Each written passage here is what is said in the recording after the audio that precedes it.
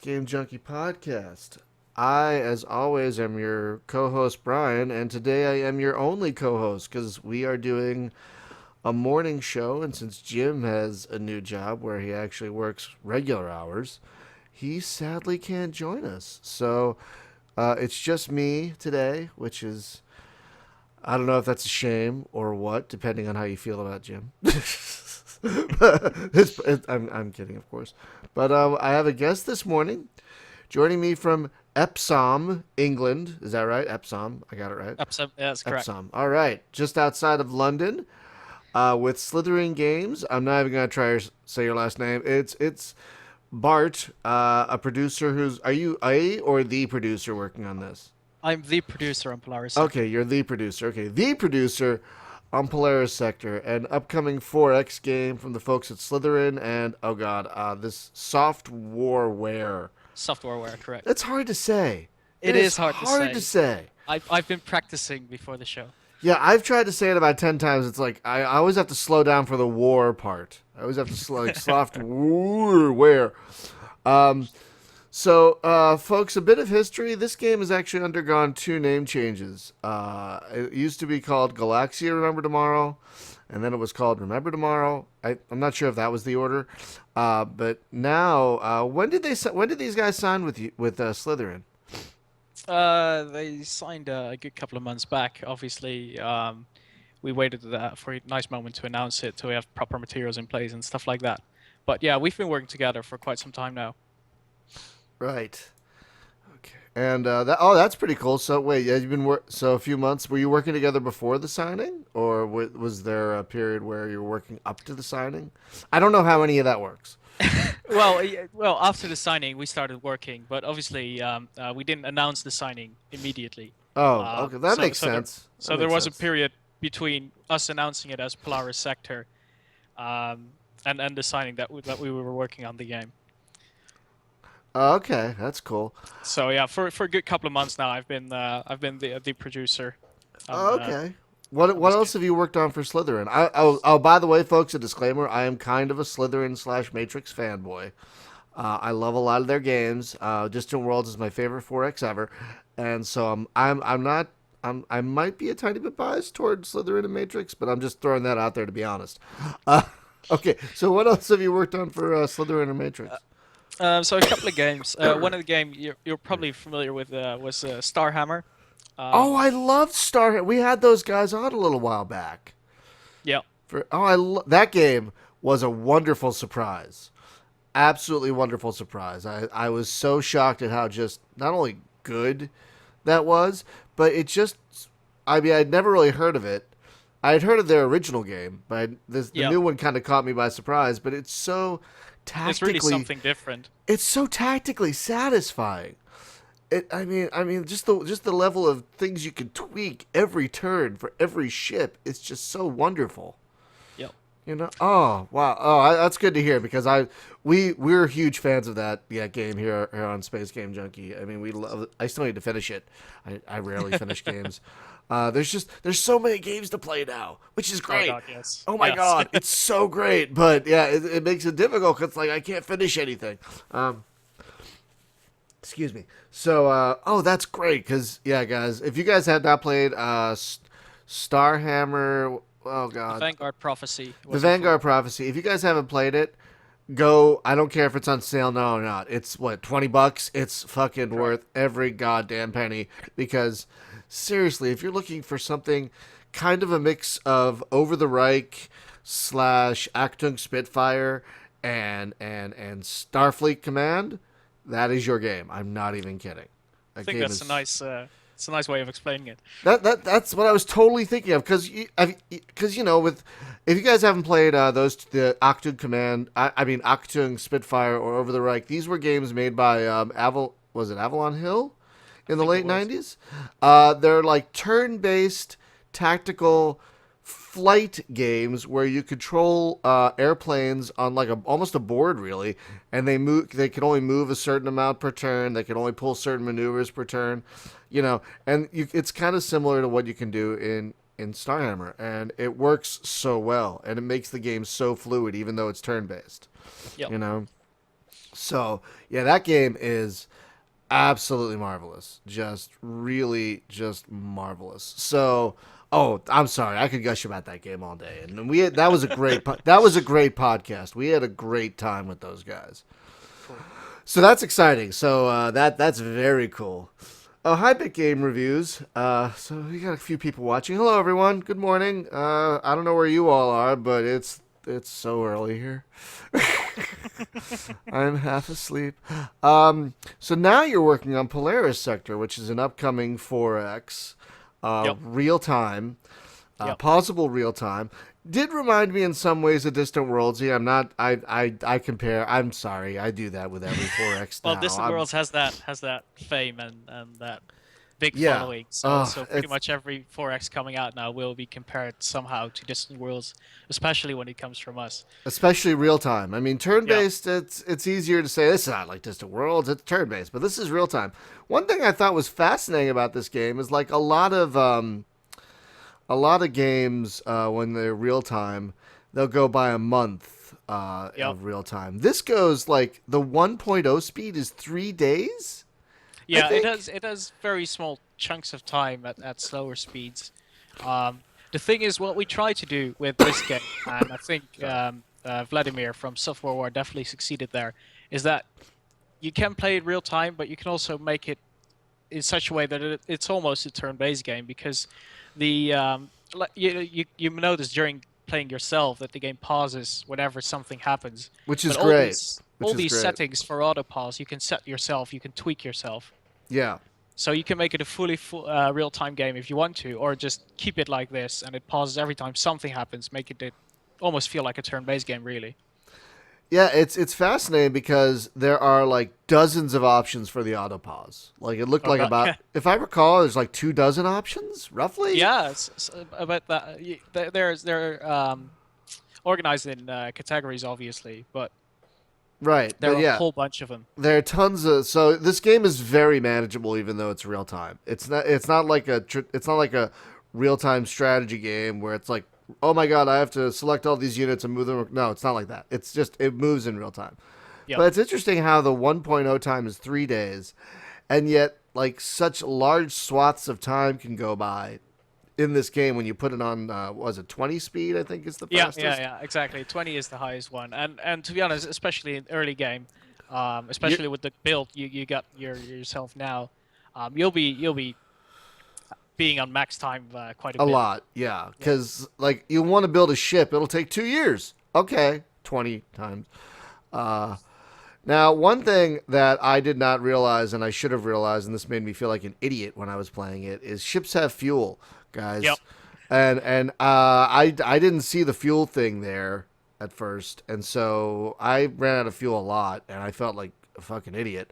Uh, but yeah, ships have fuel, and so I liked how you can build tankers and stuff for that. But is there going to be a way that tankers can like refuel, or is there going to be a way? Is there going to be like a component, like a fuel scoop or something, Well, where? we currently have in game. It's not a standard technology though. We're looking at how to balance it, but there is a refueling module that will become available in game, and that will Oh, actually okay. allow for that. And there is to actually so that's what the tanker does, right? It has a refueling module, and that allows it to give its own fuel to another ship. Right. Now, if you want to have a ship refuel by itself, there is a module that lets you convert solar energy into fuel. But this is obviously a module that takes up a lot of space and it requires a lot of energy Right. to operate. So it's not something you will have in every ship because it just Sure. takes away stuff you could use on other things. But later in game, you definitely want to have big refueling ships with those modules in, so they can operate like forever behind enemy lines or far away from your own planets. Right. And so when you make if you made a excuse me, if you made a mixed fleet and you had a couple of ships with those modules that would refuel from solar power, would it Mhm. refuel the rest of the fleet as it went? If you equip them also with the refueling module, then yes. Right. Okay. Yeah. Oh, awesome. That's good because I got annoyed with myself so many times. Oh, this ship ran out of fuel. Now I have to build a tanker to send it over there. Yeah. I'm so annoyed with myself. Now, one thing I do like this is what my video is on right now is the research screen. Like so many games have research as a tree, you Yep. know, and that's cool. That works for a lot of games. That's fine. But this game, I kind of liken it to a river of research. It's like a It is. It stream, is more fluid, much more I fluid, much suppose. more fluid. Like it's just a list, and like I like how the game will just it is actually researching everything. Like it's just going. But the thing is, if you don't prioritize something, it'll take 400 years to Yep. research this one thing. I'm like, I don't have 400 years to wait. So you actually have to choose priorities. You have to choose. Well, you don't. You aren't forced to do so, but Right. it's definitely convenient. Like we're looking at your game right here now, and one of the things you would have done wisely to prioritize would be the atmospheric dome technology, which would let you colonize planets that aren't Terran or Yeah, Oceanic that was type of stupid. planets. That was stupid of me. Um, I'm a little I'm a little impatient. I don't have a lot. So I just didn't even realize that. Uh, it was great when I was able to finally start colonizing because I actually love how colonization works in this game. I gotta say I love how you can like, oh look, this planet can be colonized. yep. Button, plan, done. It's just that's clever. And if you guys don't know what we're talking about, when you find a planet you can colonize, um, there's a button there called Plan Colonization that hovers over the image of the planet. It'll show up on the video, and you click that, and then you can choose the type of colony you want to make. You want to make a mining colony or an industrial colony, and then you click that, and your closest planet that can build a colony ship will start building a colony ship and send it there. It's Yep. just that kind of efficient UI is something I really really love. So props for that. Well, that's something we've been working really hard on is getting, and we're still tweaking it throughout the beta, obviously. Of course. Uh, so it's a continuous work in progress, and it really helps when Excuse me. the testers give their feedback on what buttons do they use the most, how do they access those. Um, Right. Right. And but yeah, so we're working really hard to keep it convenient, especially when you get into later game where you got like these fast empires going on. You don't want to be bothered by building individual colonizers yourself for no. each of the 25 planets you're planning to colonize next. Right, exactly. That does seem a bit silly. My empire didn't get that big. I think I got about 11. I think I got about 10, no, 8, something like that. Not a ton of planets, but a good amount. Hmm. Um but I'm looking forward to playing more now that you. Okay, guys, just so you know, I forgot to bring this up earlier. This video that you're watching is from 2 days ago. I recorded this on Sunday. And this build that I was playing had one race, and so I mean that's fine. It's an early access. These guys have already released a patch since then, yesterday, that like adds more races and a bunch of other stuff. I didn't even have time to play it, sadly. But that's just how great these guys are at moving and improving this game. Because yeah, you messaged me, you emailed me like yesterday afternoon when I was at work, like, hey, we have a new patch. I'm like, shit. There's no way. Because I recorded someone else's podcast last night, which was Yeah. 2 hours, and then I was like, if I didn't have that, I might have been able to do it. But I was like, fuck. So I haven't even tried that new build yet.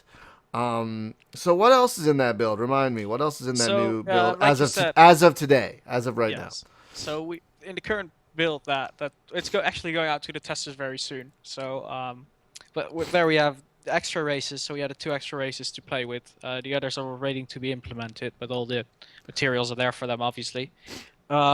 We added, I think the biggest new feature that will be in there, and that will be the first time we're talking about it. For that will be in the final game, is that we added like stuff you can explore on the planet. So while you move your scouts and your colonizers around, you can find hidden technologies, Ooh, I love that hidden sort of thing. resources, and Yes.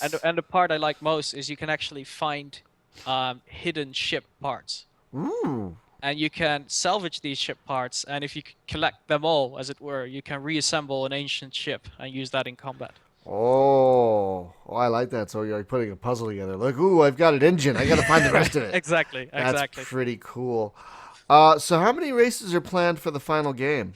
So we'll have 9 different races That's a good for variety. the final game. Although I think 2 of them, as it currently stands, won't be playable. There'll be special races, as it were. Ah, okay. Um, But one of the things is that all the races you can tweak as well. So we got when Right. you go to the race selection, you got all these modifiers for Yeah. the race, and they're set in advance to match the lore, as it were, or the official traits of the race. But you can easily mess around with those and redistribute those points. So you can play any race any way you might want. Of course, the main difference is that every race has different ship hulls, and these hulls are basically what dictate how you can design your ships. So with each race, you will be forced to actually rethink all your designs. Okay. And is there like a race? Is gonna be like a a custom race you can build, or is it just you tweak the existing races? You tweak the existing races, Okay, exactly. that's still fine. I mean, 9 races is pretty damn good. Uh, and I gotta say, I did this game has a fairly simplistic ship builder, which is nice because I usually can't be fucked to build ships in games. I just don't have the patience. I'm like, I'm not a shipwright. I'm an emperor. I'm an admiral. I want to move things. I don't want to build things. Right. Uh, so I like that. I did like that. Not only was the ship designer pretty straightforward, it's just a top-down 2D thing where you just plunk down things and you're done. Nothing too complicated. No 3D nonsense. Pretty Oh, simplistic. there are a couple of things to take into account though, Right. that Right. that you might not have picked up from your first game, especially Okay. considering that the beta you were playing with didn't have a tutorial with it whatsoever, Right. or Yeah. manual for that matter. So you're forgiven for stuff you didn't automatically pick up on, obviously. But for example, you can see that ship design there are different layers involved. So you have Yes. different decks you can design on, and the bigger the ship, the more decks you will have to play with. And one of the important things is, for example, that when you place your turrets on the highest deck on top of the hull, Yeah. essentially, they got a full 360-degree field of fire. But when you place them inside the hull, they're like broadside weapons. Oh, that's pretty cool. So that's already like something you have to take into account. And there are a couple of more smaller things that can have a major impact on your designs. Right, like there are portions of the hull, there are portions of the inside that are redded out that you can't build anything with because I think that's probably because like there's engines above there, or Yeah. something. So yeah, I mean there are limitations to what you can build, but at the same time there aren't. I mean you can put a lot of different things in there. There's like so it look like if you like toys, there are lots of toys in this game to play with. There are lots of toys. I mean, Lots and you, lots of toys. you can start designing cruisers that have their own landing force integrated into them if you want. Right, yeah, I Uh, saw that it's very easy to, for example, to make a carrier because all you need to put, ooh, hangar, done, carrier. yeah, You exactly. know, And you got yourself a carrier. yeah. Uh, And I did like how if you don't feel like building, there are preset designs as yes. well, which is great because I usually don't feel like building. Well, one of the things we're looking into is to have come up with a good way to let players share their designs as well, so that you can use designs that the other community members Oh, came up that's a great idea. Like, is that with. going to be So like Steam Workshop type of thing? Is that what you guys are we're, thinking? we are not sure yet how we're going to finalize that. Okay. Like I said, yeah, we're still in beta. We're still working out stuff, thinking of the best way to do that kind of practical stuff Right. So while you we're finishing up the design. right. So you would call this is not alpha, this is beta, which This is beta. I don't even know if that means anything anymore. I mean, It with is, yeah.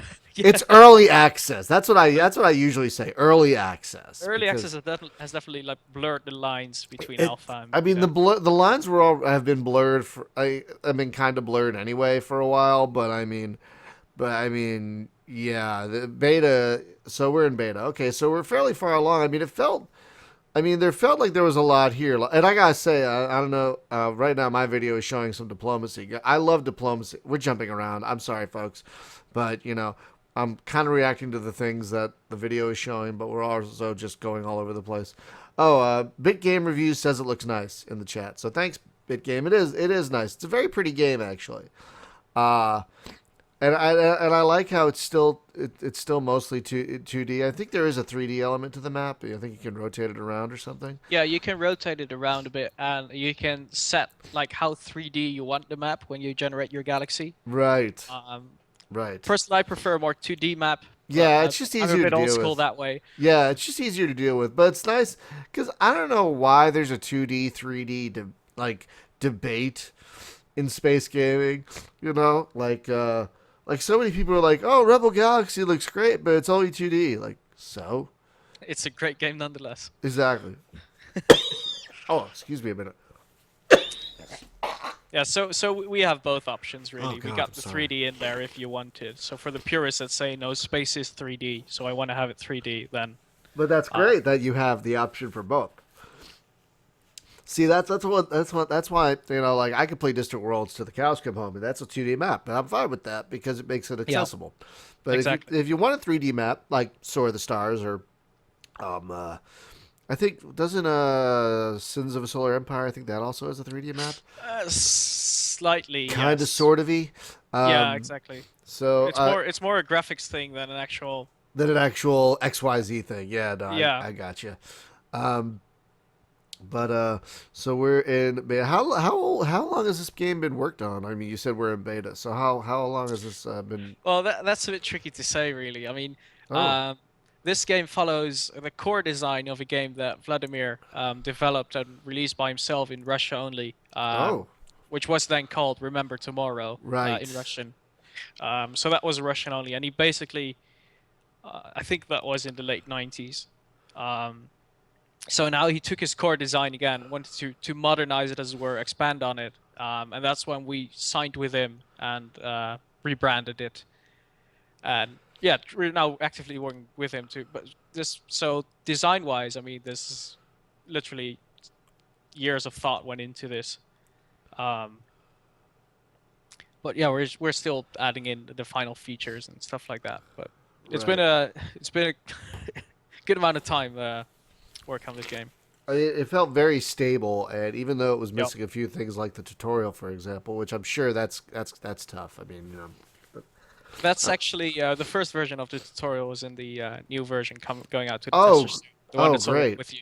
Yeah, Yeah, because this version didn't have the version I had, folks, didn't have either like Bart said, a tutorial or a manual. So I'm just like, okay, I think this is how things work. Um, One thing I did like with the planet screen, which is on my stream right now, is that you had specific slots for, I was it mining, production, and research, yeah, and you can only build certain things and a variety of certain things within those slots. So it kind of forces interesting choices on you. Like this planet's much more geared to mining. Which kind of mines do I want to build? Okay, so but I can't build. I don't want to build one of each type so soon because then that leaves me no room for change later unless I want to destroy the mines I've already built. exactly. So it's kind of an interesting feature. I thought that was neat. Now, one thing I didn't get a chance to notice. Will different planets have different amounts of slots? Like, will one planet have like maybe 3 research slots and 2 production slots? I didn't. Generally, it's the Terran planets that have the most slots Okay. that have the most um, area, essentially ground that you can build stuff on. Okay. So if you can have it, sometimes in my games, Excuse I me. tend to sacrifice a Terran planet, ignoring all its resources, and just saying you're going to be a shipbuilding planet only. And Right. they can be extremely effective in doing that. But you make a great sacrifice, but because generally these are also the planets that deliver you the most minerals, etc. Right. But yeah, if you have for example, if you have a Terran planet that you're building fully toward creating ships as a big shipyard, essentially, you could have fit perhaps even 6 orbital factories on there. Whereas if you have a dwarf planet, perhaps 1 or 2. Even though you're not building anything other than orbital shipyards and shipyards. Oh, I see. So you could have slots on the planet, but you also have orbital slots as well. The orbital slots are slots on the planet, but Oh. they're essentially a shipyard. A regular shipyard delivers general workforce and can let you create fighters, whereas orbital shipyards they still occupy a slot on the planet, but they are the ones that actually let you build the bigger ships. So it's Oh, just I a see. different role. I see. Okay, that makes sense. Now, well, one thing I did like talking about all those resources and stuff is right on the side there on the left. Yep. I really liked how simplified this is. It's not simplistic, but it's simplified that it's an easy to digest. Like this is my empire's resources availability, Yep. And I really like that because, oh, all of a sudden I've got too many ships and I'm losing metal. Oh shit, or whatever. I gotta like scrap a couple of ships or build a couple more mines. It kind of gives a nice snapshot It of does, and there are also warnings involved in as soon as you go, if you get a negative balance going on, like a yeah, negative yeah, inflow, you'll yeah. get a warning. Yeah, and that was another nice thing is the message system at the top is just very simple, very Yep. streamlined, and I like how it gives you the option to either close, so you're still paused, or close can continue, which I think resumes time if you click that, if I Yep. recall correctly. So yeah, just a lot of nice little UI features I gotta say in this game, and I'm kind of a nut for UI. I'm kind of a usability nut, in game and my regular job. So I work in SEO, so Right. so usability is a big deal for me. So I'm really there are a lot of nice usability features in here. Like like I liked how you stayed on this main map most of the time, even when you were looking at like a solar system or a fleet. It was on the side here, Yep. so you still you have that immersion of looking at this like map like you're in an aircraft carrier. You're looking at this massive map moving pieces around a board, and I mean, of course, you have to go to different screens for research and stuff. But I mean, I like how it kept you on the map a lot of the time because that's just efficient, you It know. is definitely. So you could tell a lot of work has been put into making an efficient interface, which I really gotta say I appreciate. So how many beta testers do you guys have right now? So we currently got a small first batch only, so that would be somewhat short of 100, I think. Wow, that's more than I was thinking. That's a lot. But yeah, we're gonna be slowly expanding that. One of the things we always try and do with beta testing is keep adding in that fresh first look, essentially. So Oh, you want to okay. continuously add new people in there, so you constantly get the first, like, how do the first 5 minutes feel? Because that's so terribly important for a game. Um, make the make the player feel positive about the game. That will make him much more eager to learn stuff that wouldn't come automatically. Right, and it'll be nice because the next round of beta testers will have a tutorial. Exactly, exactly. Well, they'll actually be testing the tutorial for now, as it's the first pass. So Right, right. So how many beta testers are you like? How many beta phases are there, and how many testers do you think you'll eventually get for this? that's tough to say. I couldn't say that at this moment. It all depends on the type of feedback we're getting, really, and how much stuff is being found that needs to be fixed. We don't generally like to set like fixed time for beta, since you just Right, don't always know what the outcome is. The whole point is of the beta is to let them find stuff that you would never even realize. right. Um, That makes sense. Now, one thing I gotta say I really loved about this game, getting back to it, is diplomacy. yep. Um, it's in a way it's different from a lot of other games with diplomacy because like in a lot of games it's like kind of static. Like I want 15 minerals, I will trade you 20 bales of hay for it or something like that. With this, it's much more like a conversation, which I It kind it of is liked. it is more conversational, but we still have the resource trading in there, etc. I So all couldn't the basic find stuff. that. I couldn't Well, find that. before you can start trading with another nation, you need to sign an economic treaty. Oh, that makes Uh, sense.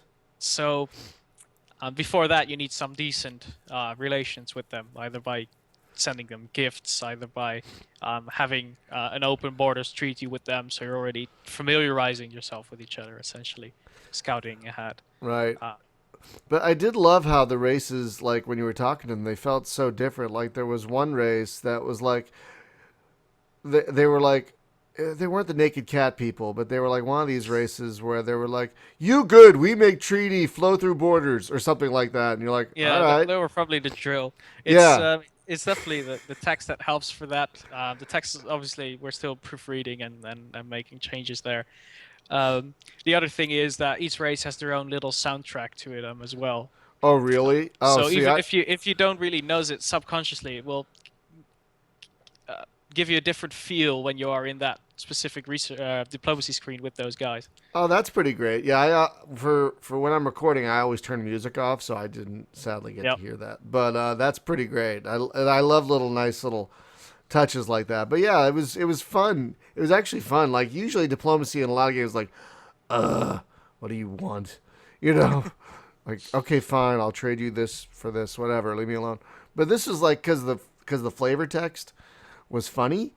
It was like, oh, okay, that's kind of fun. So I was actually enjoying that, and there were lots of. I noticed there were a lot of conversational options Yep. Yeah, there as really well. are a lot of options. So, Excuse um, me.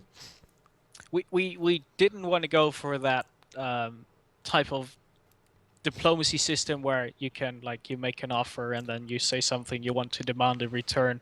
Right. Uh, because usually AI struggle with using that effectively. So we chose for more like streamlined options, but we still have a lot of them, so you can still do a lot. So when you want to make, say you've been at war and you want to sign a peace treaty, you can still say we want a peace treaty, but we want you to pay war reparations with it, or but we want every star system we're currently blocking with our fleet. So and at the same time, like I said, for trade you need an economic treaty. You can also exchange technologies for which we need a joint like scientific venture going on. Right. So there are all these different treaties involved, and it's more, I suppose, a bit more role playing than some other systems are. But it adds a lot of character to the game. Right. And it's just really fantastic. Now, what was I gonna ask? The AI, even in this early version, seemed pretty competent. Like they annoyed me many times where I was trying to colonize a planet and they would get there before I did. I was like, ah, you bastards. Um, but the AI already seemed pretty competent. But how much Yep. work? I mean, because this is purely single player. Am I It right? is a purely single player game. That's correct. So Which obviously the AI is very important. which thank you. I gotta say I don't I really hate when games try to be both single and multiplayer, and I feel like both of those things sacrifice for the other a Right. lot of the time, and I really hate that. So I'm always thrilled to see.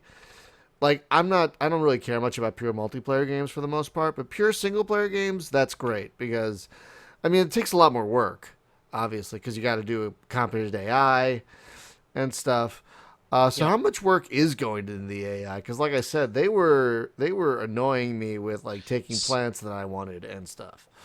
Yeah, so yeah, the AI is receiving a lot of attention and a lot of work. Like you said, it is a single player game only, so it is extremely important to have that nailed down. So you will see the AI not just attacking you when you're weak, but they'll be constantly harassing you. They'll be finding planets that are undefended and suddenly land a occupation force there, taking over your planets where you weren't expecting them. I've I've had the other day the AI actually signed a an open borders treaty with one of my neighbors, which whom I was at peace, but suddenly they could appear from that part of the map as well. So they so they would launch invasion forces, and they wouldn't launch huge ships, but just small carriers with carrying planes, but mostly invasion forces. So they would just land on my planets, which were completely undefended, and That's pretty and harass great. me like that. The other thing is you'll see the AI sending out a lot of spies in your system as well, sabotaging your planets. Um, they'll be harassing you at any way, gathering intel on where your fleets are and using that against you. Oh, I didn't even touch on espionage. I didn't even get a Oh, chance to fiddle with that. I didn't even get a chance to play with that. it's something you'll see more in mid game essentially and late game especially. But you have these special espionage modules you can use, and they will allow you to destroy certain buildings on enemy planets, disrupt Oh, communications, gathering general intel on where their fleets are, how strong they are, what their relations are to the other factions, stuff like that. And the other thing is, there's also like a counter espionage feature in game where if you find these spies, instead of just attacking them, you can choose just to feed them disinformation ah, and tell them lies. So you can bluff that you're a lot stronger than you actually oh, are, that's great. Now, and the AI will then start seeing ghost fleets essentially on their map.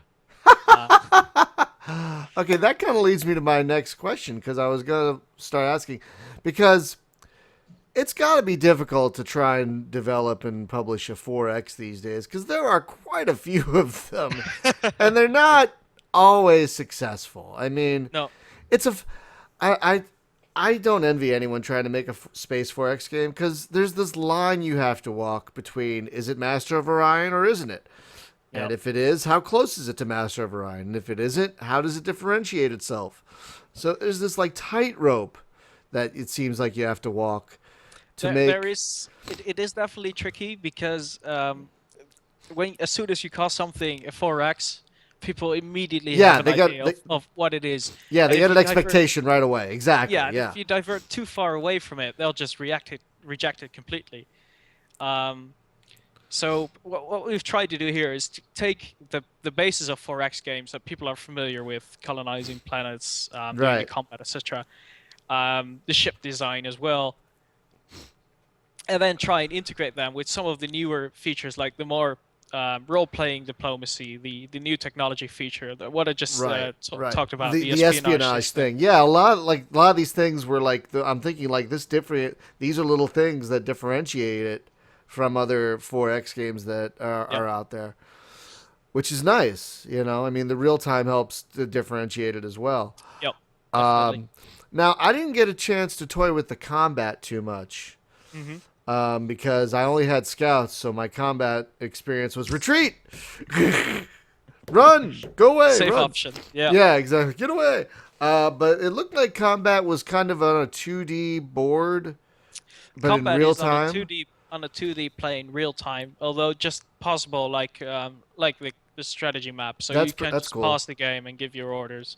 You can slow Huh. it down and speed it up completely if you want to. It's all about technology, really. It's technology that decides how effective your ships are. Especially in early game, you'll notice that torpedoes and missiles are the most potent weapons, and you slowly start to see this change when countermeasures become more and more available to those, like quicker lasers firing to intercept these rockets, ballistic computers that will actually calculate the trajectory of the enemy missiles coming in, so you can more effectively shoot them down. Right. Um, all that kind of stuff, and that leads to a constant arms race when you're advancing, you're taking on your enemy, you're getting close to their planets, they get some new technologies and they start spawning them or creating these ships on their home planets, and suddenly you get pushed back again until you get the technology to counter that. So you got like this back and forth going on, and that's all very much technology driven. Oh, I that's mean, cool. obviously there are still tactics within the battles themselves. You want to have your the right troops, ships to counter their ships. Right. um, Send out fighters. Battles can become pretty big as well because uh, there's no real hard limit on how many ships you can put in a fleet at the moment. Right. And on each ship, you can, especially on the bigger ships, you can even put like 100, 200 little fighters that you can all spawn into the battle. So you can literally have like hundreds of ships in a single battle going at it. Oh wow, that's pretty awesome. So how many different types of ship hulls are there that you can eventually play with? Yeah. So you're already seeing in the current version, you start with like a freighter, a corvette, and a fighter, and a battle satellite, essentially, or a satellite. Which is a good mix to start with. That is That's a a good mix to start with. So as you progress, you start unlocking new ones. So after the corvette, you get the frigate, then the cruiser, then the battleship. So these are your main fleet. You also start unlocking new fighters. So after fighter, you get the interceptors, and you get like heavy fighters. right. And all of these you can give like different weapons and stuff like that. And especially the battleships, they're just huge floating weapon platforms. You can put anything on there you want. They can have all type of weapons. Um, but the other thing is that with new technologies, actually, you can also keep improving your smaller ships. So it's not like combat is completely dominated by big ships in late game. Oh, that's Uh, cool. So one of the things is I had like some very fast corvettes that were armed with just one laser, but one very long range laser. So Hmm. if you could just keep them out of range of these battleships, when these battleships are unsupported, they'll just be slowly worn down. Oh, that's awesome. Now, oh, what was I gonna? I was gonna. I totally lost my train of thought. Oh, this is kind of interesting. In the chat, when we were talking about the 4X thing, Bit Game Reviews here says called a moo like, which I would hate if people started calling these kind of games moo likes. I mean, the term roguelike, for example, is already this kind of catch all thing for, was it randomly generated permadeath type games. But moo like, I think that'd be much more limiting, don't you think? If you called something a moo like, because then you'd be saying it's like very much like this one. Yeah, it sounds like you're trying very hard to be just like that one. Yeah, and there And are that's some. Sorry, there are some games that are doing that, but a lot of 4X games are trying to differentiate themselves and yeah. with various levels of success, obviously. Um, but yeah, it's like there's so many of them coming out, and some of them look great, and some of them are like meh. So it's tough. I mean, it's got to be tough to see all these other 4X games coming out and like, okay, how do we, stand out in a crowd, you know? It's definitely a tough thing. I mean, one of the good things is that the developer software, he is not trying to make a Masters of Orion or any other game. He is really trying to make the game that he would want to play the most. So he's Right. making his own ideal game essentially, and we're assisting him in that. So that's more of the angle here. Now that's smart because I mean, there's a reason that a lot of people try and do a Moo like, because because it's Moo Master of Orion 1 and 2 were so successful. I mean, people still Yep. play them, people still love them. They really did set a template. But at the same time, it's been 20 years. I mean, next year is 20 years since Moo 2 came out. I think, right? Wasn't it not 80? Was it 96? I think was Could have Moo been. I'm 2. not sure. I think it was 96. So yeah, it's been more than 20 years since Moo 1 came out. That was 93, I believe. But people are still trying to capture that lightning in a bottle, which that annoys me because like that was lightning in a bottle, you guys. That was a combination of the right time and the right people, and you're not going to get Yeah. that again. So try your own thing, damn it. Just cut it out. Um, Well, it's definitely something that people should take all these 4X games for what they for what they are, and not for what the people playing them want them to be. yeah, Uh, yeah, that's very true. That's very true.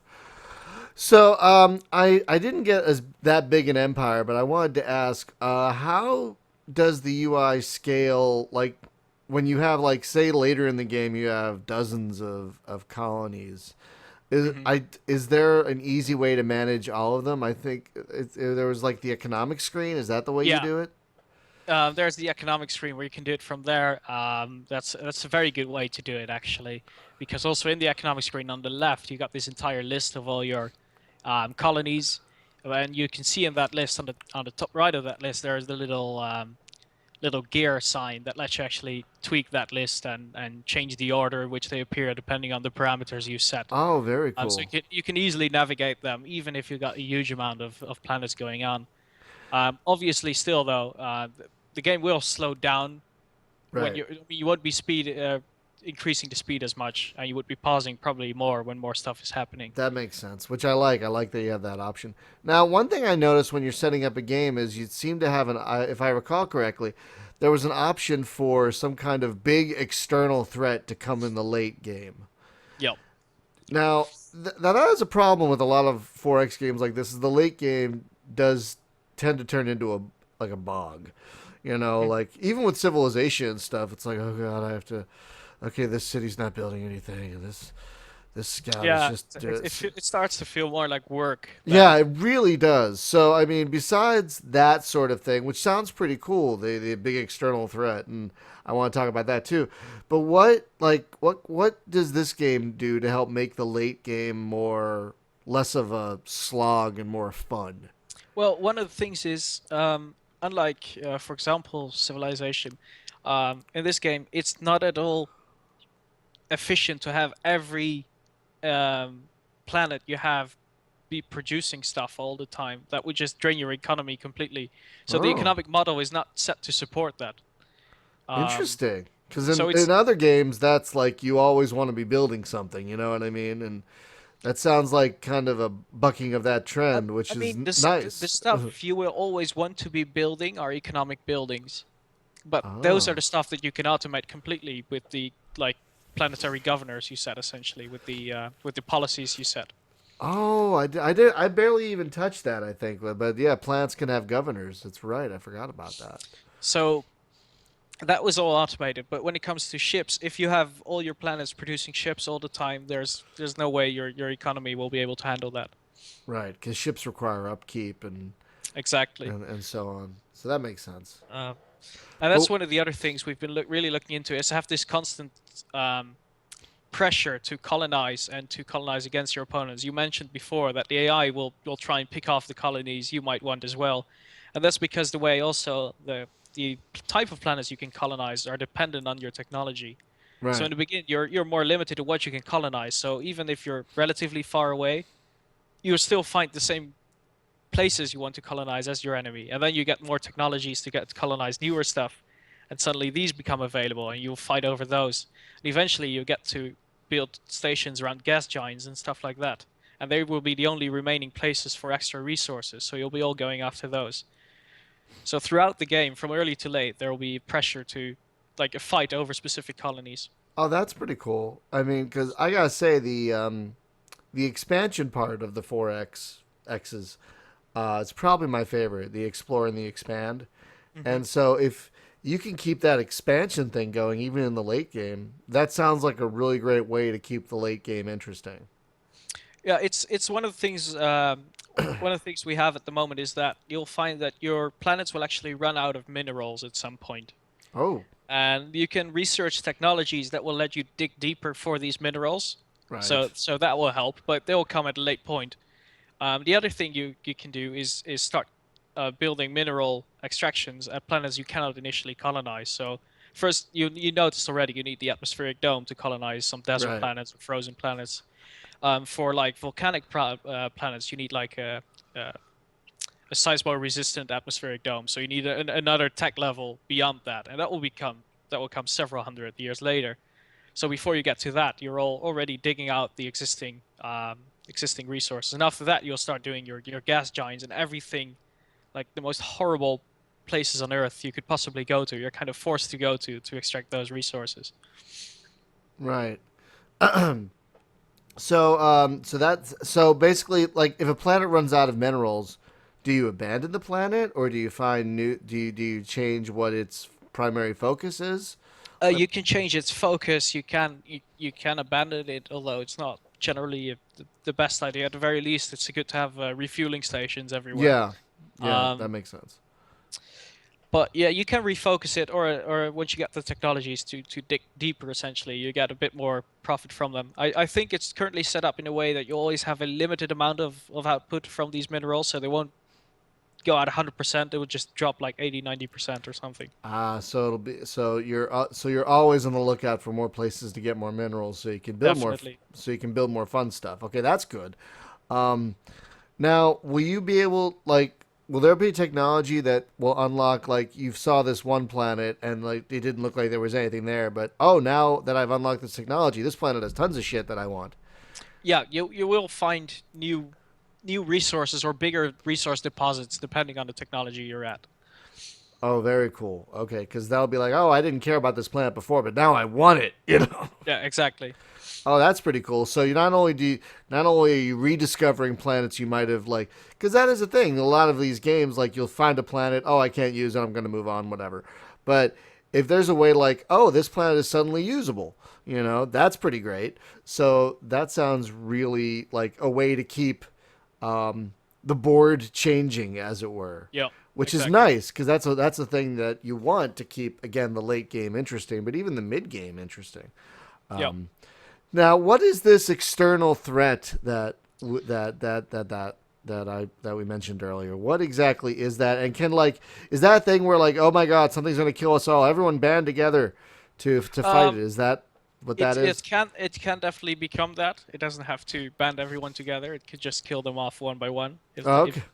if that's how you want to play it.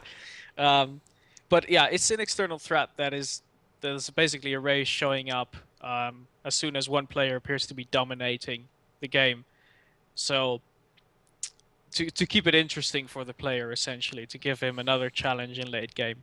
Of course, we wanted to keep it optional because sometimes players feel like they're being punished for doing well by those Yeah, guys showing up, yeah. rather than so it's definitely an optional thing, but it is something to keep those players who are really interested in the late game, who really want to use all these toys they've been spent years developing, all these their own designs, ship designs when it comes to battleships and cruisers, etc., to give them some target practice.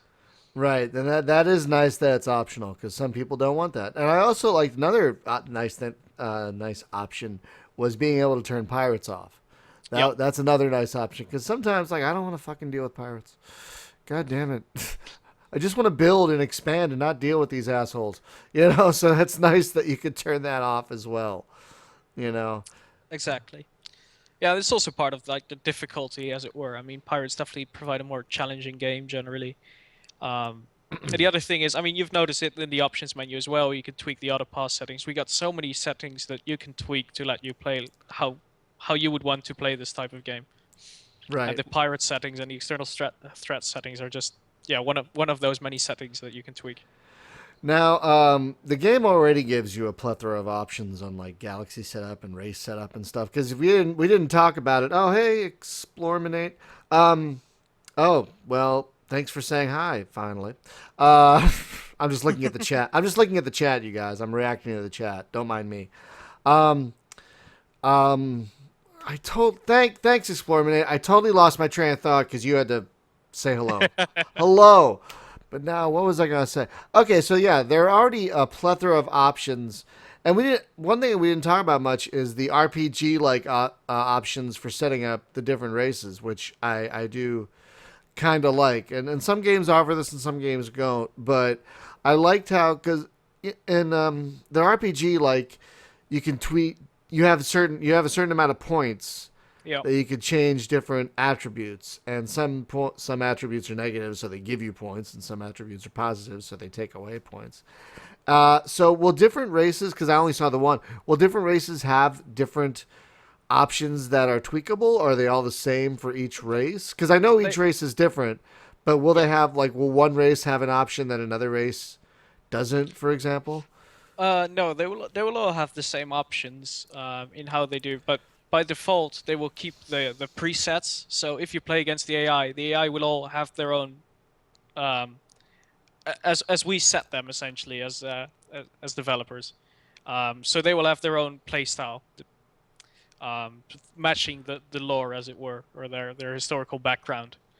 So you find that some races are more inclined to do espionage, the others are more like the drill you mentioned earlier, more direct, somewhat stupid sounding, um, brute force type of races. So they will maintain these characters unless you change it. So um, yeah, you can play the drill and pretend they're this huge technologically advanced guys, giving them great research bonuses if you want to.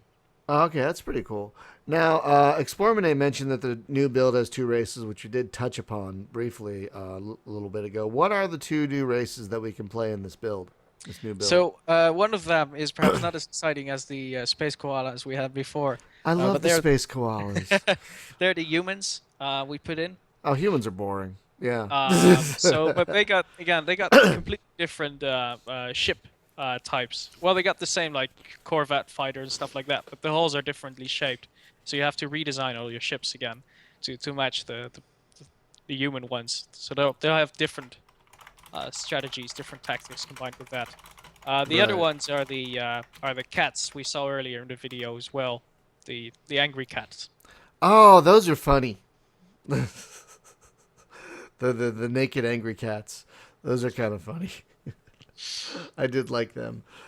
Besides all the options we already have for Galaxy setup and stuff, is there going to be any kind of modability, or maybe will there be any kind of any kind of editing outside of the game where people can add Well, more stuff to it? we're definitely looking into keeping modability as accessible as possible. So one of the first things people will be able to do fairly easily, because we're trying to keep the files, source files, as open as possible, is to implement their own ships, for example, so they can Ooh. create their own ship designs, drop them in, and start using them. As for when it comes to actually adding races and stuff like that, I mean, you've seen the 3D models we use for them, so that will be a bit trickier for people to do themselves. I do love the 3D models. I love how the drills, like, if they like what you do, they give you a nice big, yeah, thumbs up. Like, yeah, man, that's awesome. I like that. So I can imagine that, but you can, if you had the ability, you could import that sort of thing, if you had the ability to create it. We're looking to make that stuff possible. Yes. Oh, I mean, I'm not sure how far we can actually we'll actually be able to do it, but it's definitely something we keep considering. We when we want to implement stuff, it's like, okay, but can we make it moddable enough? And if not, right. sometimes we have to drop something. Because we want to keep this game open as possible. I mean, we've seen with other games, and we mentioned it before, Distant Worlds is one of these things that 4X really thrive on having modding support in there. Oh my god, that game has such legs. I mean, not only is it amazing, but I mean, it's got such legs because of all just the amazing mods Exactly. for it. Holy crap. Just I mean, there's not only just cosmetic mods, but there are mods that like change the whole universe. You know, that's which is pretty great. Like, what's Yep. that one amazing Star Trek mod for it that like turns Uh, it into Star Trek basically, yep. and not just the S- ships, but like everything. You know, like Yeah, the no, yeah, it's crazy what people done with that, and it's really awesome to see actually, now because one obviously stuff like Star Trek is something that we could never do as a company because it's all licensed stuff. right, of course. But to see that come appear as mod is just really awesome. I know. Now, one thing I didn't notice if this game had, because I only played like an hour or so of it, are there like different government types or anything like that? I didn't notice whether the game had that or not. No, we don't really have different government types so much, as in they are. It's more or less dictated by um, what you do yourself directly, how you manage your planets, because you can set like the work hours for your people.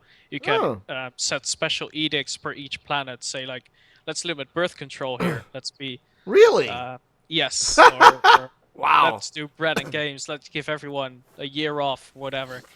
Uh, Wow. so That's you can amazing. do that manually essentially. So we don't have government type presets as it were. Oh, And the okay. other thing, of course, there are all the modifiers you set before you choose the game. Like we're going to be a race that's very much into production, or very much into trade, or very Okay. much into espionage. So that's stuff that would generally reflect from the government you choose. So we don't have that government superstructure. It's more like you be your own government depending on how you play. Oh, that's pretty cool. Because, I mean, in a way, some people love that sort of thing where they can change governments and stuff like that.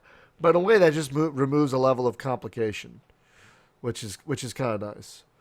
But it's also nice that you could tweak individual planets like that. That I didn't even Yep. I didn't even see that.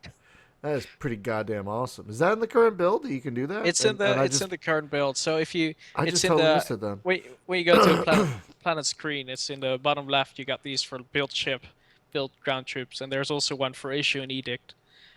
Oh And you can choose right. them from there. That's pretty amazing. You could do that for now. Is there a way to apply an edict for all your planets, or do you have to do that individually? You have to do that individually. Generally, you don't want it for all your planets because Right. they're um the effects are not limited. I mean, if you limiting birth control for your entire empire would basically rid you of any excess manpower, you would have to recruit troops. That's So true. you wouldn't really want that. The other thing is if you would give everyone like don't do anything for the next coming I don't know how many years, tell the people to just to party, it means that your entire empire shuts down. Right. Right. So That's true. Like nothing is being built anywhere at all. Period. Like nothing is ever like you're screwed. So that but makes these sense. these uh, these edicts are also like applied automatically if you set the planets to be managed automatically. Oh, Um, okay.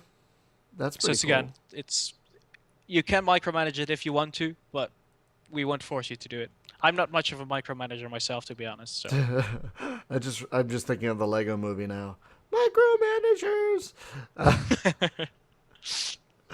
Um, yeah, I can be to a point, but sometimes I'm just like I don't feel like it now. Just automate all this stuff, and I just want to do one thing and focus on this one thing. So it's nice that you have the option to do that if you want, which is really great. So the game is in beta now. Do you have any idea when it might be available for release or pre-order or whatever? I can't really tell yet at the Okay, moment. Um, that's it's fair. not going to be this year. We're definitely looking Well, into yeah, expanding the beta. this year's almost over for God's sakes. I mean, Exactly. we have like less. We Uh, have a little more than a month, so that totally makes sense.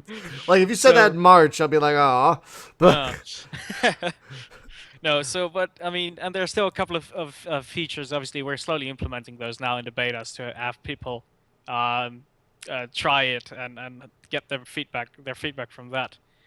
But you can see that the build you got here is fairly stable. It has a oh lot of yeah, features in there already, so it gives you some idea of how close we are. yeah. It feels like an actual beta where the base game is pretty much already been made solid, and now content is being added and features are being added, which is how a alpha and a beta are supposed to go, I believe, traditionally. In the good old days. In the good old days, but now it's all it's so blurry anymore. I mean, and I don't know. Do you run into this thing where people don't want to play? Like, I don't know if you can answer this. Is there any plan for this to be an early access title at all, or is it going to go straight to release, or do you not? There's no plan for an early access at this Okay, point. that's good because I gotta say it's interesting. I love early access myself. I love seeing how the sausage is made, but I know a lot of people. I don't know if you've run into this that have like an early access fatigue. Yeah. Like they don't want to touch early access. They don't want to touch things until it's done. And people actually seem surprised when something gets released and it's not an early access title. Like it's just out. Well, I think the thing is that when you know something's coming and you really want to have it, you want to have it as soon as possible. True. And now with all these early access releases, we've had that so much. Suddenly we realize, wait, there's a reason why the game isn't released officially yet. Yeah. I mean, there is a downside to early access. A lot of people are into where they play it, and by the time it's released, they're burnt out. Yeah. They're already burnt out. Well, I mean, we have done a couple of early access games, and there might be a few more in the future. But they're all things where we are actively looking for input by the players when it comes to broader design stuff, and not just bug hunting like we're at the stage where we're in now with Polaris. And I gotta say, I'm happy Slitherine and Matrix are doing more space games. So am Because I. they haven't done many, and but the ones they've done have been great for the most part. I mean I love obviously Distant Worlds, but also Star Shatter. Remember that one? Yep. Yep. That one was awesome. It was a good while ago. Starships Unlimited, one of my is a favorite of mine. Oh, Really. really?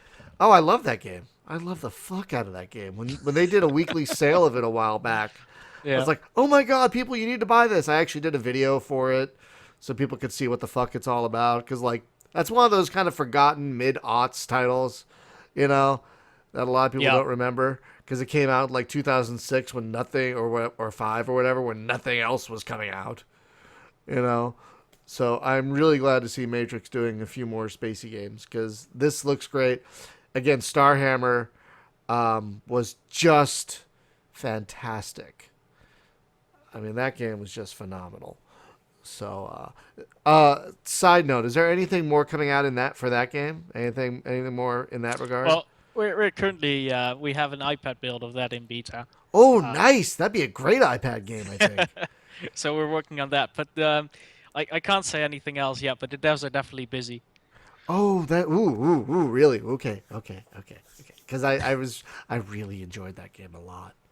I really did, and I'm enjoying this one too. Not to stray off the topic too much of this game, but guys, Starhammer, really great. You should buy it. I'm just saying, it's even full price. Go buy it at full price. It's just that good. It's just that good. That was one of those like really nice surprises. Like it's so hard for a game to come out and surprise you. You know what I mean? Because so many things have Yeah. been done already. So many games use tired formulas. So many games trying like copy the success of games past, and that's fine. You know, you see what works, and you try and emulate it. That's fine, but it's so rare anymore for a game to just come out and surprise you. You Yeah. know, Definitely. and that game was such a pleasant surprise. I mean, I mean, sure, it looked good from videos and stuff. It's like, oh, this is a tactical game, but when you play it, you're like, holy shit, the options I have available to me, and the graphics are just really like when you see when you think, okay, I'm gonna be honest, when you think Slitherine, you don't think the best graphics, I mean, but that's fine. It's more about the gameplay, and that's totally fine. But the game is beautiful, you guys. Seriously, Starhammer, gorgeous. Yeah, that's all credit that goes to the Black Lab Games, to the developers. They worked so hard on the design of those ships and I mean, but not only is it entire beautiful, surroundings. but not only is it a beautiful game, it's so playable. Yep. Like a lot of games that are pretty aren't very playable, and vice versa. Like that's one of the reasons that games like this and Distant Worlds do so well is because they don't have to be really pretty; they have to be playable more than anything else. And if you make them pretty, that's great, but it's not really necessary. But that game is pretty, and then it surprises you with just how deep and how deep and playable it is. So I'm really happy Slitherine is doing more space games. When they announced this, I was like, ah. So, Excellent. but yeah, having That's an what iPad. we were going for. Oh no, I did audibly squee. I did audibly squee because again, I'm a Matrix fan, and I'm a Slitherine fan. And obviously because of Distant Worlds and Starhammer, but not doing another 4X is great. But you guys have been doing a lot of great games. Like I'm a little behind, but I just started playing that Warhammer Yep. Armageddon game. Holy shit, that's amazing! That game is so good. Oh my god, It's an extremely solid game, definitely, it's so and it has good. it's Warhammer was really screaming for a good turn-based strategy game. I mean, They used to have had them all the time. yeah, exactly. You got like Final Liberation. Yeah, that which are all on GOG right now, and I think as of Yeah. today went on this big sale. I think we just got an email about it saying like GOG's having this big sale, All right. and they're having and one of the big sales they're having is all their Warhammer games where you can only get them there, but they have all these great Warhammer games. Yeah, so they used to do turn-based Warhammer games all the time. Yeah. Good And old then they SSI. stopped doing that, and Yeah, so now it's just they jumped in. Actually, wait, way too late if you ask me. I mean, it was screaming for more. but it's I always so want more turn-based good. strategy games. It's so good, and I'm glad that like Slytherin is getting beyond just World War II, and traditional strategy games. Like there's what's that other game, Sovereigns, that you guys are Sovereignty. doing? Sovereignty. Thank So you. Sovereignty is one of these games that are actually in early access at the moment. Yeah, I Uh, keep meaning to pick it up. It looks kind of Birthrighty. yeah, Do you remember Birthright? The yeah, Sierra kind of grand D&D strategy thing. yeah. It's quite a unique game, Sovereignty. To be honest, it has this beautiful looking map and lore behind it. It's definitely interesting, and there's so much character to each of the races there. But yeah, like I said, it's in early access, so there's stuff continuously being added, being changed, and all based on feedback by the players. That's pretty awesome. Yeah, I keep meaning to pick that one up at some point. I'm totally going to. But yeah, I think people in the chat are already excited about the iPad build for Starhammer. That's gonna be great. I've noticed you guys have been porting a lot of games to the iPad. That seems to be going Yep. quite well. Yes, definitely. I mean, a lot of games on iPad that are developed for iPad. I mean, there are a lot of very solid games out there. Don't get me wrong. Right. Um, but PC games have the name to be the more complex, deeper. You really have to sit down for those. And while Yeah. they're not, I mean, a lot of people on their iPads want to have the short burst. There are definitely those more serious strategy gamers out there that want to have access to these serious strategy games when they're away from their PC. And that's really where our ports come in. For example, Battle Academy, like Panzer Corps, like Warhammer Armageddon. And they're extremely good for that. We were also doing it the other way around, actually. If you're familiar with the Shenandoah games, Yes. they were The really good on iPad. Battle of the Bulge just came out recently, didn't it? It was out on iPad for quite But I some mean time for PC. already. I'm sorry, for Yeah, PC and it came we out actually recently. Yes. ported that one to PC since we thought so many people are loving this. This is a really awesome game. We want to definitely expand the audience for that. Yeah, I was very happy about that because I don't have an iPad, and I was like, "Oh, that game looks great. I want to play it, but I can't." There were a lot of us with it. I mean, I myself don't have an iPad either, to be honest. So this was for me the first time I could actually play that game too. Right, and so I gotta say, I'm really happy with the hard work you guys are doing over at Slitherine, and I gotta say, I'm really glad you guys are finally on Steam. Because a lot of people wanted that for a long time, and so it's really good.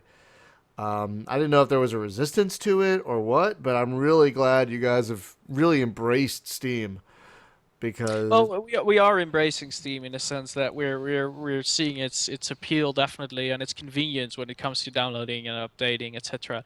But yeah, at the same time, we're committed to offering everything we offer on Steam, we offer outside of Steam which is because also nice if people want that option, exactly. And there is also the way like if you bought a game and we bring it to Steam, we'll give you a Steam key as well, so you can which is activate your great. game on Which is Steam. great, and also I like that when there's a sale on Steam, you guys usually match the price on Exactly. your We always site try as and do well, that. Yep. which is also great. So you guys, I'm really glad that you guys are embracing because I don't want to shit talk, but I'm going to shit talk. There's a company out there. Um, I'm not gonna. What's their name? But they're an old school digital distributor, and Hmm. they have not done Steam, and their games are still 40, 60, $80. And it really frustrates me because there's this great space rogue like on there that no one is really going to buy because one, it's not on Steam. I know people who won't buy anything that isn't on Steam, which why? But okay. Yes, Uh, it's unfortunate, but I don't. people are. I know the opposite too. I know people who Yep, refuse to use Steam, exactly. which that kind of even.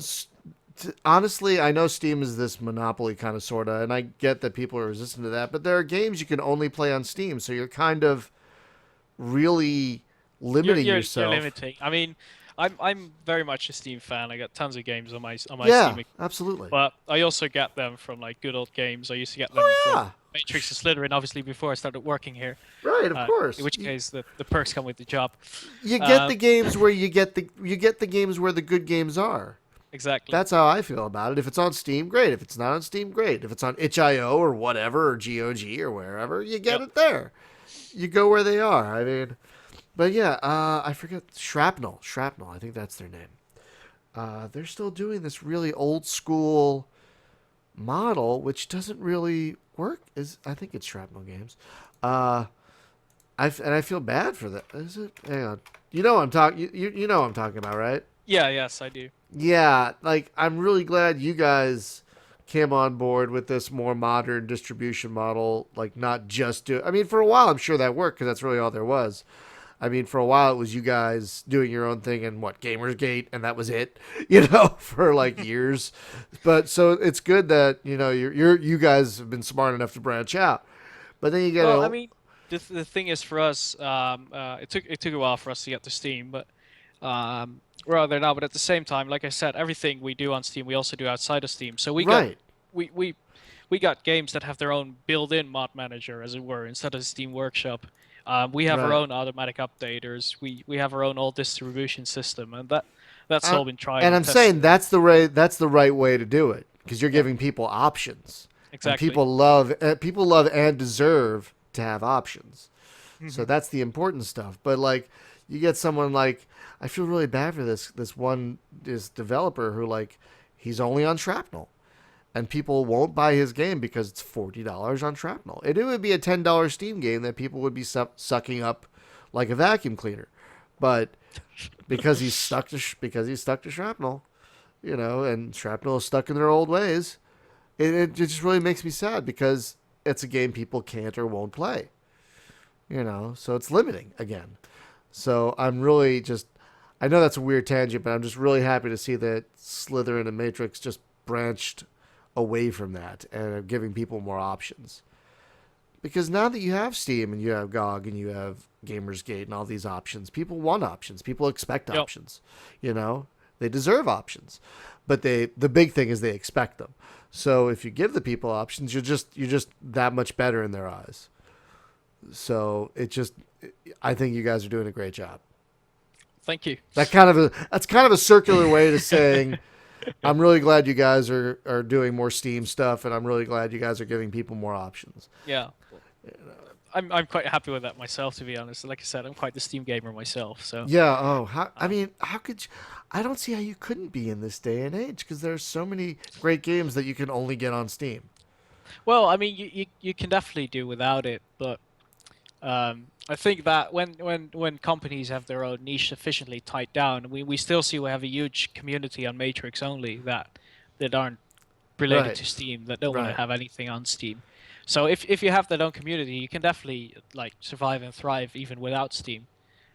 If you ever want to start expanding your audience into the more broader gaming groups, and with some of our games, we definitely want that. I think Distant Worlds is a great example of that.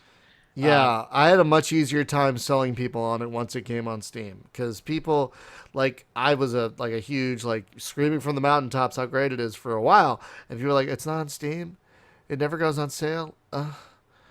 You know, I don't yeah, think so. It's so expensive. But once it got on Steam, that hurdle alone yeah. was enough for people to deal with the price. That but once it's on Steam, it goes on sale a little more often, and that made it even easier for me to sell it to people. So it's fascinating that I mean there are downsides to Steam's monopoly, I'm sure, but at the same time, there's a reason they have the monopoly they have. hmm Yeah, you can't deny what they've done for PC gaming. Oh Um, yes, that's very true. so anyway, so that seems like a good place to wrap it up. We've been talking more than an hour, and I Oh need gosh, coffee. yes. I need coffee so badly, you guys. I had an energy drink. I had a 5 hour energy before we started, and it was kind of one of those generic 5 hour energies, and they should have labeled it like 1 hour energy because I'm kind of You've run fading. out. I'm running. I'm kind of running low, you guys. I don't know if you can hear it, but I'm kind of going like a record slowing down right now. Do you guys know what records are? Do any of you remember what records? Oh gosh, I know, right? I've been I there. no, yeah, my company is very young. I work with a very young company, so sometimes I'll say something, they'll be like, "What?" I'm like, oh god damn it. Explorminate wants to know if he can. Yeah, fine. Guys, there's a site called explorminate.com. I think I said it right. I think you guys have .net also, but I don't remember. Don't expect my brain to work this early in the morning without coffee, okay? But there's a great site called explorminate.com run by two lovable assholes who I just adore. Um, They're probably like, fuck you, Brian, right now. I'm waiting for them to type that in the chat. But yeah, there's explorminate.com, and they specialize in 4X games. And I believe they also have an interview with you guys. They have a preview up there of a beta version. Oh, okay. Oh, you're asking me to write something? I don't write shit anymore. I do videos. I don't. No one writes anymore. It's all YouTube, man. Come on. I wish I had time to write more. I really do, but it's full time job. You do what you can. But yeah, they're pretty awesome. Go check them out as well, guys. Um, yeah. So, man, I want to thank you so much for taking the time to. Fine. Okay. Oh, you wanted to write Explorminate. Fine. Yes. Go cross promote. Do what you gotta do. Whatever. I don't care. I love you. Go for it. But anyway, Bart, I want to thank you. Your name is Bart, right? Yes, it Yeah, is, that's isn't it? correct. That's Okay. my Oh name. my God. I'm sorry. I'm losing it. Um, I want to thank you for taking the time. And guys, you didn't know this. I didn't mention this, but Bart was flexible enough to say, you know what? I could do 5 p.m. your time, Pacific time, my time, if you want. And I was for a second that was appealing for a second, and then I was like, no, man, that's like 3 a.m. your time. No one should be awake at 3 a.m.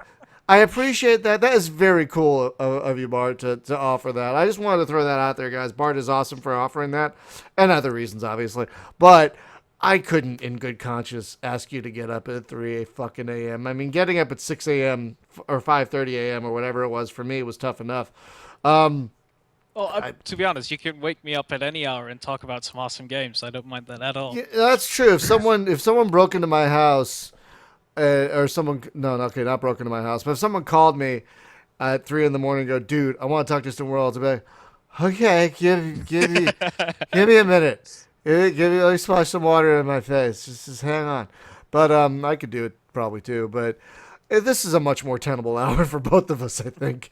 So, but yeah, I'm losing. I'm losing my mind if you couldn't tell. So, Bart, I want to thank you for Yes, taking thank the you so time much for having me. to talk to me. This was great. This was a lot of fun. The game looks great. It's called Polaris. Okay, how do you say it? Polaris or Polaris? Because I say I Polaris. say Polaris, but I'm happy either way, to be honest. Cause I say I don't know. people tell me I say things weird. Like there's a new security guy at work, and his name is Mario, and so I said hi Mario, and he's like, wait a minute, why do you say Mario? Because I say Mario, all my friends say Mario, but there are a few people that say Mario. I'm like, I don't know, I'm from Philadelphia, leave me alone. Well, We I'm not we- even English, so I trust whatever you say. That's right, you're not English. What are you again? I'm Dutch. That's a weird way to ask that. I'm sorry, you're Dutch, but you live Yes. in England. I do since about a year. Oh, how do you like it? That's quite good. Yeah. I've never been. I've always most of my heritage, I believe, is British. So I've always wanted to go to England, but I just never have. But it sounds like a great place, and I watch a lot of British television. So I don't know if that colors my colors my view. It's definitely worth visiting. Yeah, I definitely do want to visit. But yeah, thank you again so much, and thanks. Say hi to the guys. Yeah, Say hi thank to you the everyone, all those watching as well, and thank you, yeah. of course, Brian, for having me and Uh, allowing me to talk about Polaris. Oh, it's Uh, my pleasure. And this game is still a ways off, you guys, but they're taking beta applications now. If correct. you want to get in it, I will have a link in the show notes. Awesome. So yeah, you can't buy it yet. It's not like early access thing where you can go to Steam and buy it, but you got to sign up for the beta, and you got to actually, if you find a bug, you got to tell them about it. So it's not just like buy it and done. You got to actually, get on there. But it's in beta right now. It'll probably come out early-ish, mid-ish next year. I'm giving you a big window. So sometime within the next 16 to 18 months, it'll come out. Maybe 2016, maybe not. I don't know. Star Citizen taught us you shouldn't throw out years and say the game's going to be done in a certain amount of time. Because that didn't go well, did it? 2014? Yeah, sure. Anyway, wow. So yeah, folks, thank you so much for watching and listening to this week's podcast. I'm recording the audio of this one. Not Jim. Jim usually does our audio, but I'm recording the audio of this one since Jim isn't here. So I don't know if this is going to sound funky or not. I hope it doesn't. But thank you for watching and listening, and we will see you next week. Next week we're going to talk the classic Sierra. I think it's Sierra or Impressions, one of those guys. The classic Sierra space game, Space Bucks. We're going to go back in time to the 90s and talk about a classic space economic game that I've never played, but apparently Jim says it's a lot like the game he worked on. So we're going to visit it and check it out. So thank you guys for watching and listening, and we will see you next time. Have a good one. Cheers, guys. Oh, and to my American friends, have a great Thanksgiving this week. Happy Thanksgiving. Be safe. Have a good time with family and friends. And I hope you all have a lot of great stuff to give thanks for. So have a good one, everyone. Bye-bye.